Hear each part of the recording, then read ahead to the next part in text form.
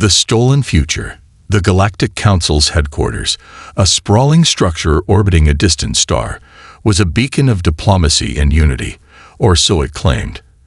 Inside its pristine white corridors, where species from across the galaxy debated laws and treaties, there was an uneasy peace, but that peace was about to shatter. Ambassador David Carter, Earth's senior representative to the Council, strode through the halls with practiced calm.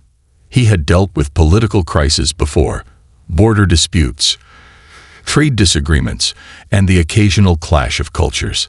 But today was different. The message he had just received had changed everything. A junior aide rushed beside him, barely keeping up with his pace. "Sir, we just got the full transmission. The report confirms it. 27 human children are being held at a research facility on the Outer Rim. The Bright Ones are behind it." Carter's jaw clenched. The Bright Ones were a race of hyper-intelligent, logic-driven beings, renowned for their scientific discoveries. But to them, morality was secondary to knowledge. And now, they had crossed a line that no species should ever dare approach. He entered his office, closing the doors behind him. His personal assistant, a auxiliary named Rin, was already waiting with a datapad. Her golden eyes, usually calm and measured, held a flicker of unease. The facility is deep within Bright One space. Heavy defenses. Shielded. They're treating this as a high-priority project. Carter exhaled sharply, rubbing his temples. And the Council? What are they saying? Rin hesitated. There is concern, but no action yet. The Bright Ones are claiming this is a scientific endeavor, not an act of aggression. They insist the children are unharmed. Unharmed. Carter's voice was ice. He tapped a control panel, bringing up the images sent by the Ethics Committee. Children floating in containment chambers, their faces pale under artificial light. Monitors displayed neural activity readings, cognitive assessments, and stress analysis graphs. Test subjects. He turned away, his hands tightening into fists. How the hell did this happen? Rin adjusted the datapad. The Bright Ones have been conducting studies on human adaptability for years. Their reports show an increasing interest in how humans solve problems, especially under extreme pressure. They claim that human children exhibit even greater cognitive flexibility than adults. More unpredictable, as they put it. Carter's stomach churned. The Bright Ones were brilliant scientists, but they saw the universe as one vast equation to be solved. They did not understand family, love, or fear. And now, in their pursuit of knowledge, they had abducted human children to study their survival instincts. He took a deep breath, steadying himself. Contact Admiral Hayes. Tell him to prepare a fleet. Rin's eyes widened. Are we declaring war? Carter's gaze hardened. Not yet, but we're sending a message. If the Bright Ones think they can take our children without consequence, they're about to get an education in human nature. The council chamber was a place of deliberation, of calculated words and measured diplomacy. But today, it felt like a battlefield. Hundreds of representatives sat in curved rows, their varied forms creating a strange mosaic of life. Some whispered in hushed tones, their tendrils twitching or their fur bristling in quiet unease. Others watched in silence, waiting. At the center stood the Bright One's lead researcher, Sci-Fi. Like others of his species, his form shimmered with bioluminescent pulses, his patterns flowing in deliberate, logical sequences.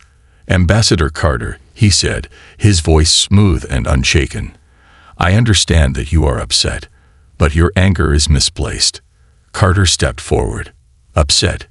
He let the word hang in the air, tasting the bitterness behind it. You kidnapped human children. Sci-Fi's glow shifted slightly. We procured young specimens for research. Their well-being is ensured.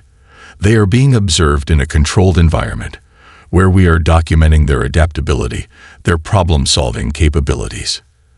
They're not specimens, Carter snapped, his voice echoing through the chamber. They're children. They have families, parents who don't know where they are. Have you even considered what that means? Silex IV hesitated. We acknowledge that humans form unusually strong attachments to offspring. This has been noted in our research. Carter took another step closer, his expression unreadable. You don't get it, do you? You're analyzing our children like data points. But humans don't just form attachments. We protect our own. You've made a mistake, Silex IV. A very big mistake. The bright one's glow patterns fluctuated. This research will benefit many species, not just humanity. Understanding human adaptability could lead to breakthroughs in. You want to understand human adaptability? Carter interrupted, his voice dangerously low. You're about to see it firsthand. He turned toward the gathered representatives, raising his voice so there could be no misunderstanding. Earth is mobilizing. If those children aren't returned immediately, we will act.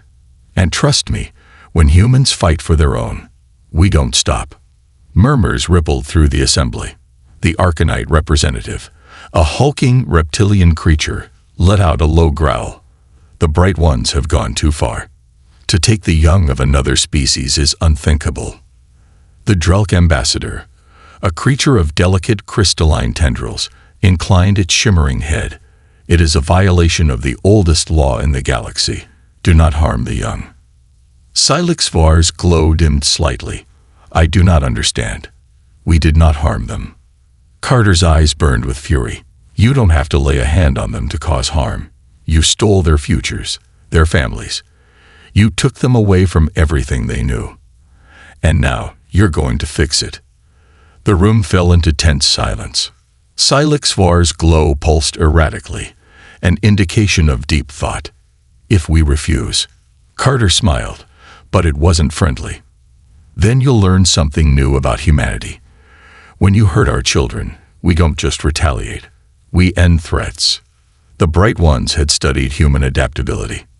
Now they were about to see human wrath. In the cold depths of space, Earth's fleet was already moving. Admiral Sarah Hayes stood on the bridge of the Erebus, her expression grim as she reviewed the data on her screen. Destroyers, cruisers, and stealth frigates had mobilized, their course set. If diplomacy failed, they would not hesitate. Orders, ma'am, her second-in-command asked. Hayes exhaled, watching the distant stars. We wait for Carter's signal. If the bright ones don't back down. She looked at the holographic display of the research facility, deep in enemy territory. A prison for children. Her hands curled into fists. Then we remind them what happens when you take our young. The countdown had begun, and the bright ones were running out of time. A line in the stars. The Galactic Council chamber had never been this silent. The air was heavy, charged with tension so thick that even the most emotionless species could feel it. The flickering blue lights of the central display cast eerie shadows across the assembled representatives. Beings of all shapes and forms, some with multiple eyes, others with bioluminescent skin or chitinous shells. At the center of it all stood Ambassador David Carter, his expression carved from stone. The images of the abducted human children still hovered in the air, floating in containment pods, their faces serene but eerily lifeless. And next to him, the tall, glowing figure of Silex IV, the lead researcher of the Bright Ones, stood completely still, his bioluminescence dimming in slow, pulsing patterns. You have 24 hours, Carter said again, his voice as sharp as a blade. Return the children, or humanity will act. Silex IV's colors flickered rapidly, his species equivalent of exasperation. This is an emotional response, not a logical one. You are demanding the termination of valuable research. You are experimenting on children. Carter cut him off. There's no logic that justifies what you've done. Silex IV hesitated. They are safe. They are prisoners. And they are being studied in an environment that ensures their survival. They are contributing to knowledge. Carter took another step forward, his voice dropping into something dangerous. They didn't consent. Silex IV's glow rippled. Consent is an abstract concept to an immature mind. The young of most species lack the cognitive ability to make complex decisions. Carter let out a sharp breath. He knew there was no point in arguing ethics with the Bright Ones. They operated on pure logic, their emotions long atrophied. But this was no longer about diplomacy. This was about force, and force was something humans understood well. He turned to the gathered representatives. You've seen the evidence. You've seen what they've done. Will the Council take action against this violation? Or does humanity have to handle this alone? The chamber was silent. A few species, like the Arcanites and the Drelk, showed their unease, but others, particularly the more pacifist civilizations, hesitated. They feared conflict. They feared what humanity might do if left unchecked. Carter exhaled. Fine. If the Council won't act, then Earth will. We don't need permission to defend our own. Sci-Fi glow brightened. You will not succeed in aggression against us. Our technology. Carter smiled darkly. You think we need better technology to win. You clearly don't understand humans. With that, he turned and walked out, leaving behind a room full of uneasy representatives and one very confused Bright One. The war room of the EDF Erebus. Admiral Sarah Hayes stood before the vast holographic display of the Bright One's research facility, a cold, sterile station floating in deep space, hidden behind layers of defense systems, automated turrets, and energy shields. But nothing in the galaxy was impenetrable.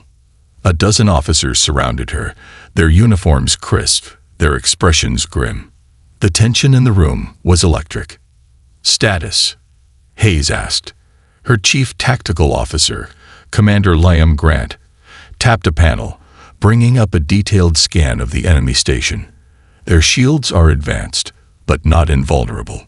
Standard kinetic weapons will be ineffective, but our disruptor-class warheads could create a breach. Hayes nodded. And their fleet? Minimal.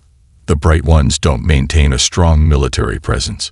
They rely on automated defenses, AI-controlled interceptors, and the assumption that no one would dare challenge them. A smirk tugged at Hayes' lips.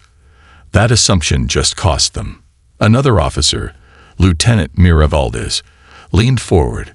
Admiral, even with our firepower, we'll have to be surgical about this. If they decide to use the children as leverage, they won't get the chance, Hayes said firmly. She turned to Grant. We have the element of surprise. What's our best strike option? Grant highlighted a small section of the station. Their primary shield generators are here, along the lower maintenance decks. If we can disable them, we can send in a strike team. Hayes crossed her arms. Who's leading the ground up? A voice spoke from the shadows. I am. The room turned as Captain Ryan Walker stepped forward. A veteran of 100 conflicts, his face was a roadmap of old scars, his eyes steel gray and unreadable. The kind of man who had spent more time on battlefields than in homes. Hayes nodded. Your team ready? Walker smirked. Locked and loaded. Good. We go in silent, hit them hard, and get our kids back. No hesitation. No mercy. The officers exchanged glances. This was no longer a mission. This was retribution. Inside the Bright One's research facility, deep in the sterile white corridors of the research station, Dr. Yeleth, a junior scientist of the Bright Ones, moved nervously through the halls. Unlike Sci-Fi, she had always felt an odd discomfort about the experiments. Something about the human children unsettled her. It wasn't their intelligence. It was their eyes. Even now, as she passed the containment chambers, she felt them watching her. Not with fear, not with confusion, but with understanding. She stopped in front of one of the pods.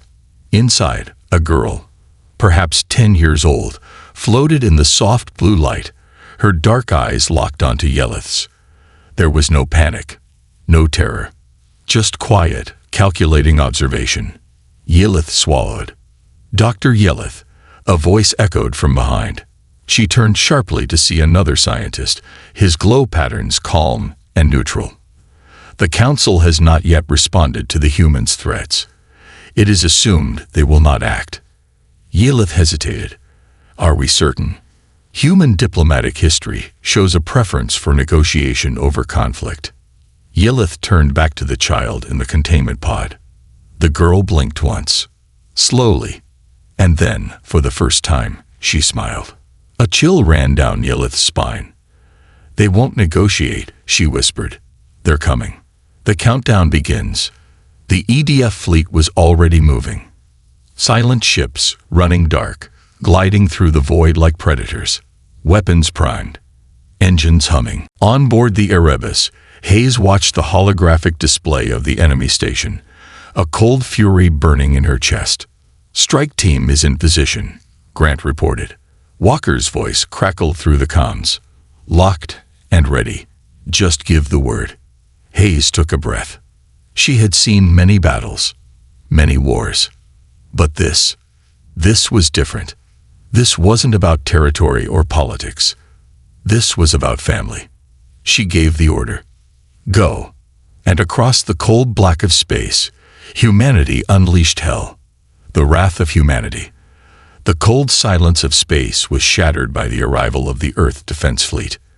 Dark warships, bristling with weapons, emerged from the void, their hulls reflecting the distant glow of a dying star. Engines hummed, shield systems pulsed, and targeting arrays locked onto the Bright One's research facility. For decades, the Bright Ones had believed their superiority in technology would keep them safe. They had assumed that logic and knowledge alone were enough to ensure their dominance. They had made a mistake. And now, humanity was here to correct it. The infiltration begins. Deep inside the research station, alarms blared in shrill, urgent tones. Dr. Yelith, her bioluminescent skin dim with uncertainty, watched the security monitors with growing dread. The human fleet had arrived. And they were not negotiating. The external defense turrets had barely begun powering up when the first shockwave struck. An EMP burst, disabling automated response systems. The station's perimeter drones flickered and fell, their lifeless husks drifting in zero gravity. Yelith turned to her superior, Sci-Fi, whose glow patterns were pulsing in what could only be described as nervousness. "The humans have already disabled our outer defenses. Their precision is alarming." Sci-Fi's glow dimmed further. "Their species is aggressive but inefficient. They will resort to brute force, and we will repel them." Yelith turned back to the screen. Her fingers trembled slightly. She wasn't so sure. The first strike. Aboard the EDF Erebus, Admiral Sarah Hayes watched as the infiltration team breached the station. The strike craft dropped from orbit, their hulls reflecting nothing but darkness as they maneuvered toward the engineering bay, the weakest point in the station's shield network. The Bright Ones had built their station with security in mind, but they had made one fatal miscalculation. They had never designed it to withstand an attack from humans. Captain Ryan Walker led the charge, his team moving with lethal efficiency.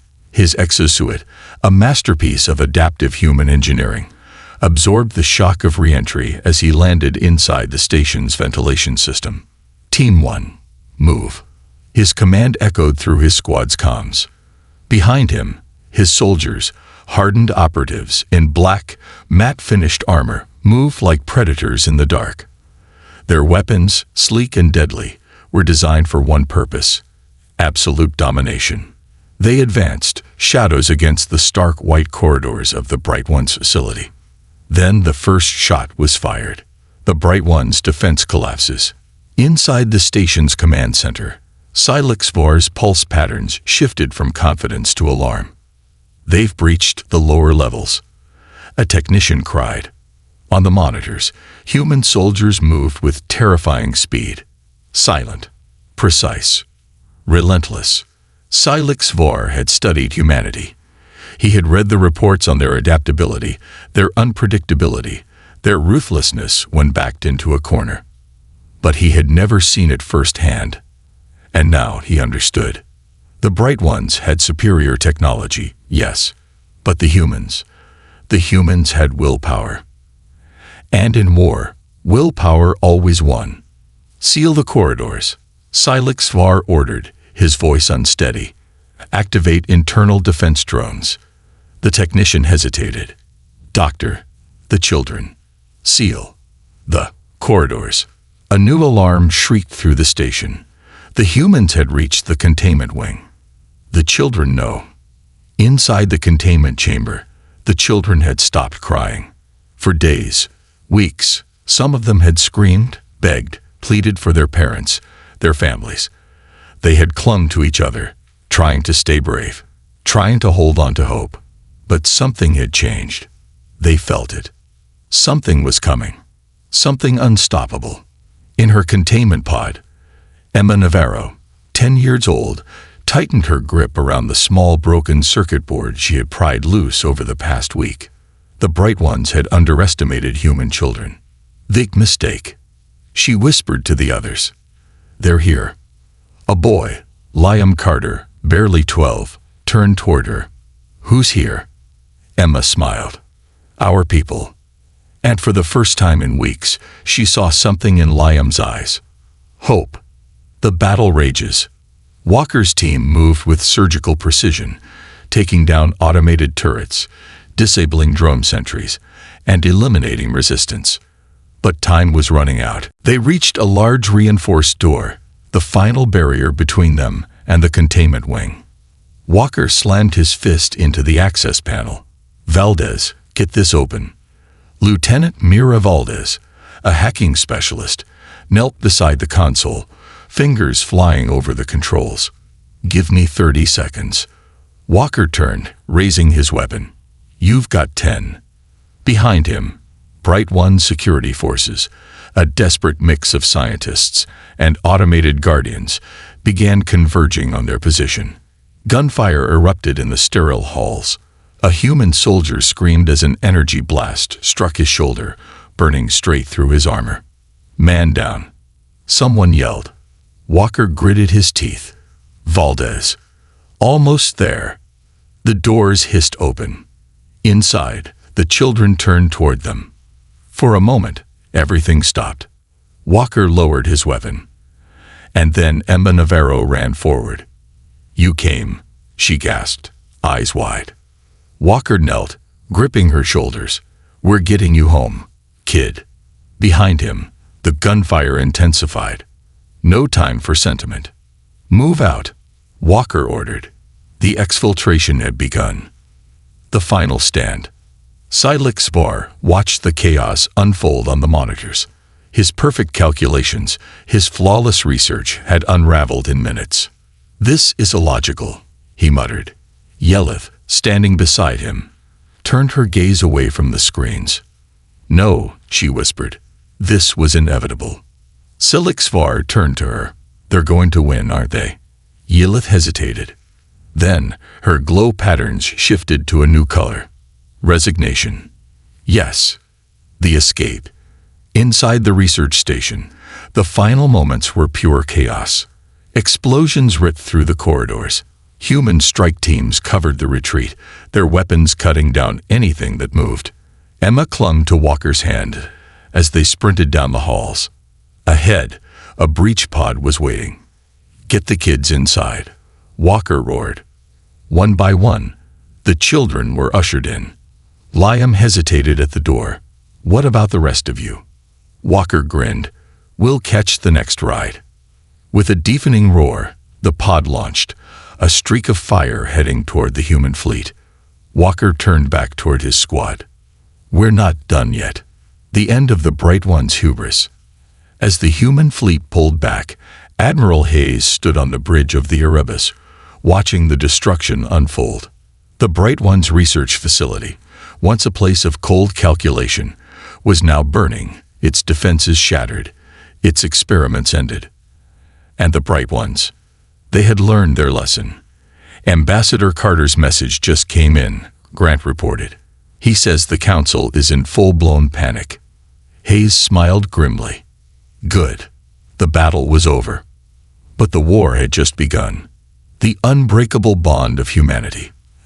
As the freed children were reunited with their families, as Earth celebrated their return, one undeniable truth was etched into the stars. Humanity never abandons its own. And for those who dared to threaten their young, there was only one response: wrath. Pure, unrelenting wrath.